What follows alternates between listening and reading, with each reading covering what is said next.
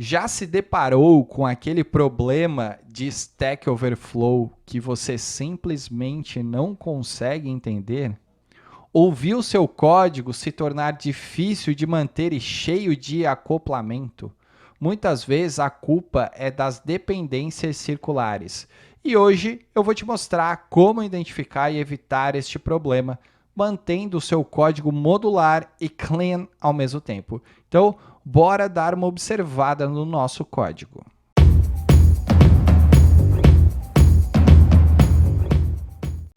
Primeiro, o que são dependências circulares? Uma dependência circular ela ocorre quando duas ou mais classes dependem diretamente ou indiretamente uma da outra.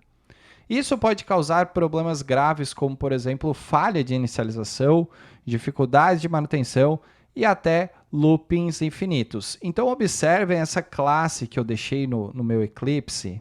Eu coloquei tudo num único arquivo para melhorar e vocês entenderem a visualização, beleza? Então, nós temos uma classe A, que ela depende diretamente de B, e nós temos uma classe B que depende diretamente de A. Isso é dependência circular, galerinha, e pode facilmente levar a problemas como, por exemplo, Stack Overflow. Por que dependências circulares são problemáticas?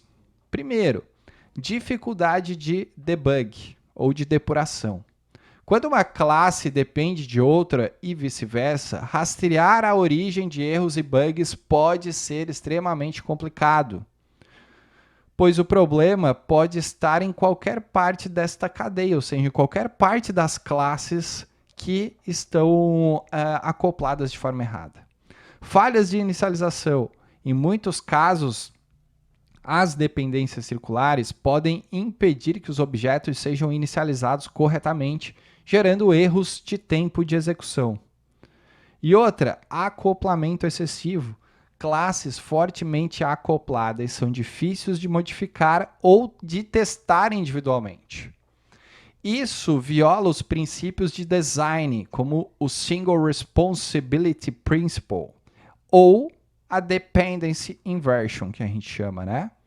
E como nós podemos evitar as dependências circulares?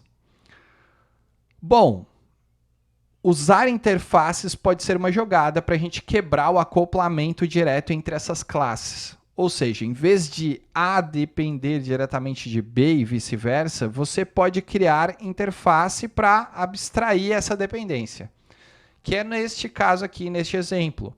Foi criada uma interface IB de interface, né, com o método void executar. A classe A, por sua vez, ela vai utilizar, vai usufruir da interface IB, e a classe B ela vai implementar a interface IB sobrepondo o método executar. Beleza?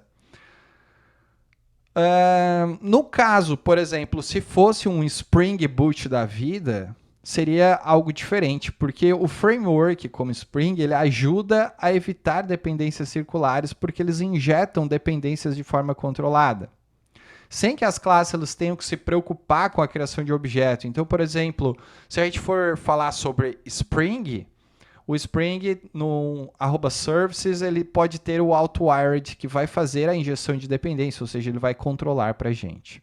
Tá? Então, o Spring ele cuida desta parte de injeção e ele garante que a criação dos objetos não cause problemas, apesar da dependência ser circular.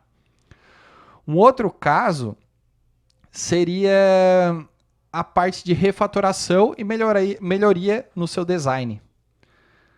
Então, tente revisar a sua arquitetura para ver se as classes realmente precisam depender uma das outras. Em muitos casos, extrair funcionalidades para classes auxiliares ou serviços pode resolver esse teu problema. Então, por exemplo, se A e B estão fortemente acoplados, talvez criar uma nova classe C que vai fazer a gerência, né, dessa interação seria o mais indicado. Então, por exemplo, eu tenho a classe A, eu tenho a classe B, eu criaria uma classe C que faria o uso da A e B, e a classe C ele coordenaria essas operações. Beleza? Então, quais são os sinais de alerta para dependências circulares? Se você precisar modificar várias classes ao mesmo tempo para fazer umas mudanças simples, isso pode ser sinal de acoplamento excessivo. E erros de Stack Overflow ou problemas de inicialização podem indicar que há dependências circulares invisíveis. Então aqui vai a minha dica para você, programador, para você, desenvolvedor. Sempre que você perceber que duas classes estão muito acopladas, pare e repense no seu design. Um código modular com classes independentes e bem definidas é muito mais fácil de manter e estender. Beleza? Então, fica ligado. Se você gostou deste vídeo, curta e compartilha e se inscreva para mais dicas. Valeu!